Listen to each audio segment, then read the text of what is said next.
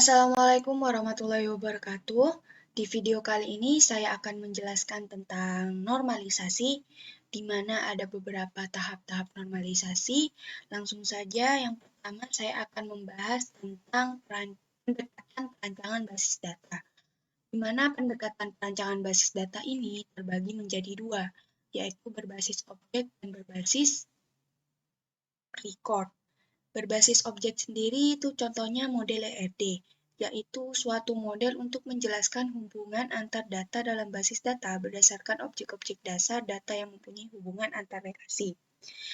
Langsung saja ke contohnya, ini merupakan contoh dari model ERD, di mana model ERD itu terdapat atribut, entitas, juga relasi. Di mana saya akan menjelaskannya, ini merupakan entitas, dan ini merupakan relasi, dan ini merupakan atribut, di mana entitas itu dilambangkan dengan persegi panjang, sedangkan atribut itu oval, dan relasi itu belah ketupat. Mungkin sudah dijelaskan di bab sebelumnya, jadi langsung saja ke berbasis record. Nah, berbasis record itu contohnya model relasional, yaitu tabel dua dimensi yang terdiri dari baris dan kolom yang menggambarkan sebuah data. Contohnya seperti ini. Terdapat data yang terdiri dari baris dan kolom, dan antara data ini dengan data ini saling berkaitan. Seperti itu.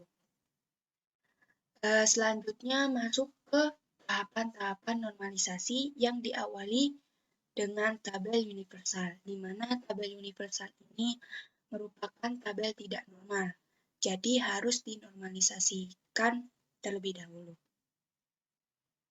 Tabel universal adalah sebuah tabel yang merangkum semua kelompok data yang saling berhubungan. Jadi, berikut contoh dari tabel universal, di mana ciri dari tabel universal itu adanya data yang digabung seperti ini, ditulis satu kali. Kenapa DC 4009 itu ditulis satu kali? Karena datanya sama. Jadi, ini merupakan ciri dari tabel universal. Dan tabel universal itu seperti tabel laporan biasa yang bisa dengan mudah dibaca oleh manusia, tetapi tidak mudah dibaca oleh sistem. Jadi, langsung saja ke tahapan normalisasi. Sebelum masuk ke tahapan normalisasi, di sini saya akan membahas tentang tahapan normalisasi boycott normal form, di mana itu terdapat beberapa step. Langsung saja, kan pertamanya diawali dengan tabel universal ini. Langsung kita masuk ke tahap yang pertama, yaitu first normal form, di mana bentuk normal form tahap pertama ini terdapat syarat-syarat. Yang pertama, setiap nama atribut harus unik. Yang disebut dengan nama atribut itu, langsung contohnya ini. Nama pabrik, gaji pabrik, nomor pegawai, nomor departemen, nama departemen, gaji per bulan. Ini merupakan nama atribut, dan nama atribut itu harus unik. Unik di sini tidak boleh double, seperti itu.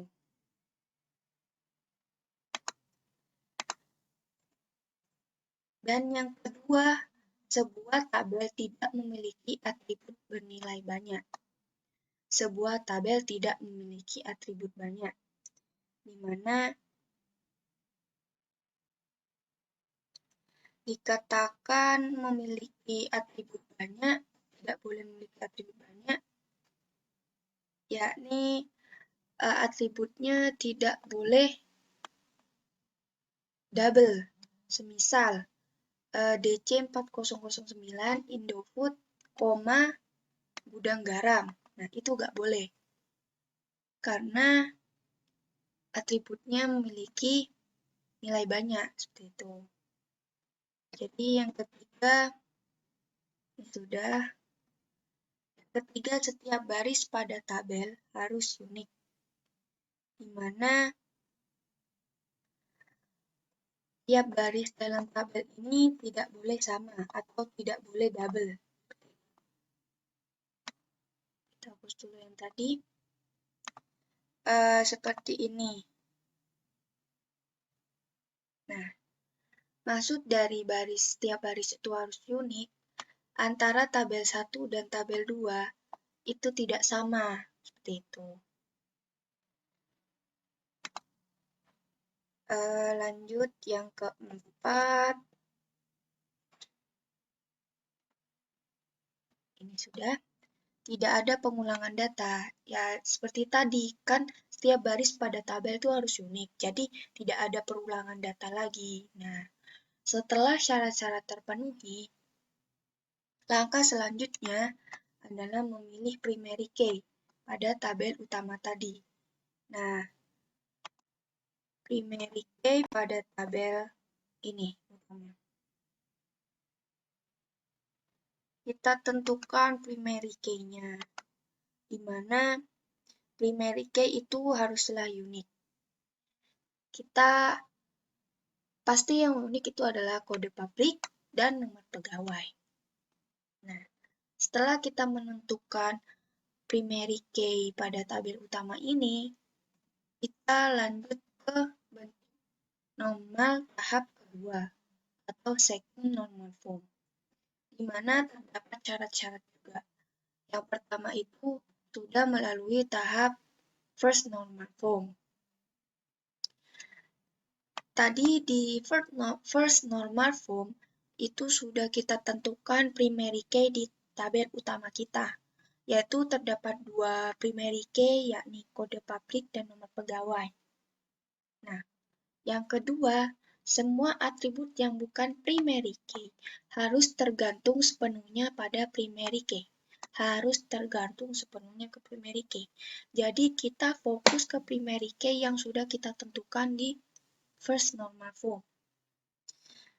Langkahnya itu kita harus lakukan apa setelah kita sudah memenuhi syarat, yakni memisahkan tabel menjadi beberapa tabel berdasarkan primary key.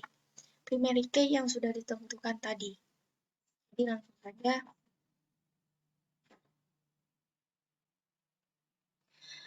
Ini merupakan primary key yang sudah kita tentukan pada tahap first normal form, di mana atribut yang tidak menjadi primary key harus tergantung sepenuhnya terhadap primary key. Jadi, kita coba cek nama pabrik apakah bergantung kepada kode pabrik. Tentu iya, karena di kode pabrik DC4009 itu adalah Indofood, sedangkan DC30002 itu adalah gudang garam. Seperti itu. Dan gaji pabrik apakah bergantungan dengan kode pabrik? Tentunya iya, karena gaji dari Indofood, gaji dari berkode ini, pabrik berkode ini yaitu Indofood adalah 200.000. Seperti itu. Jadi, kita bisa pisahkan tabel ini.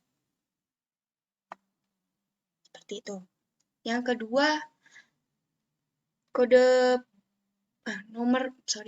nomor pegawai yang menjadi PK, primary key. Kita lihat apakah nama pegawai itu bergantung kepada nama nomor pegawai. Tentu iya, karena nomor pegawai F20002 yakni Lulu, sedangkan N70009 yakni Ani. Seperti itu. Dan apakah nomor departemen itu bergantung sepenuhnya kepada nomor pegawai? Jawabannya tentu tidak sepenuhnya, karena sebenarnya nomor departemen ini bisa kita buat tabel tersendiri. Tapi berhubung di second normal form ini hanya fokus ke primary key yang sudah kita tentukan di first normal form, jadi kita bagi menjadi 2 tabel seperti ini. Kita lanjut, adalah tabel yang sudah dipisahkan, di mana terdapat tabel pabrik dan tabel utama. Di tabel utama ini kita bisa pisahkan lagi, yakni gaji per bulan. Karena gaji per bulan ini bergantung sepenuhnya kepada primary key, kedua primary key ini. Jadi, kode pabrik, nomor pegawai, dan gaji per bulan ini bisa menjadi satu tabel tersendiri. Seperti ini. Nah, sudah kita pisahkan menjadi tabel tersendiri.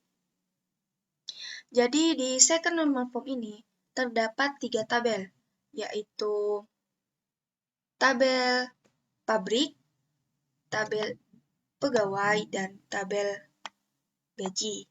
Kita beri nama gaji langsung ya. Nah, selanjutnya yaitu bentuk normal tahap ketiga atau third normal form, di mana terdapat cara-cara juga. Yang pertama itu sudah melalui tahap 2NF, tentunya sudah. Semua yang bukan primary key dari seluruh tabel tidak boleh bergantung kepada atribut lain yang juga bukan primary key. Langkah setelah kita memenuhi syarat di atas, yaitu pisahkan yang bergantung atau transitive dependency. Nah, transitive dependency itu maksudnya tabel A itu bergantung kepada B, sedangkan C itu bergantung kepada B. Nah, ini harus dipisahkan. Nah, jadi ini adalah tabel-tabel yang sudah normal, di mana terdapat tabel pabrik, tabel gaji per bulan, tabel pegawai, dan tabel departemen. Di mana tabel-tabel ini sudah melalui tahap-tahap dari tahap tabel universal tadi sampai ke third normal form yang menjadikan tabel ini menjadi tabel normal, seperti itu. Sekian, terima kasih. Wassalamualaikum warahmatullahi wabarakatuh.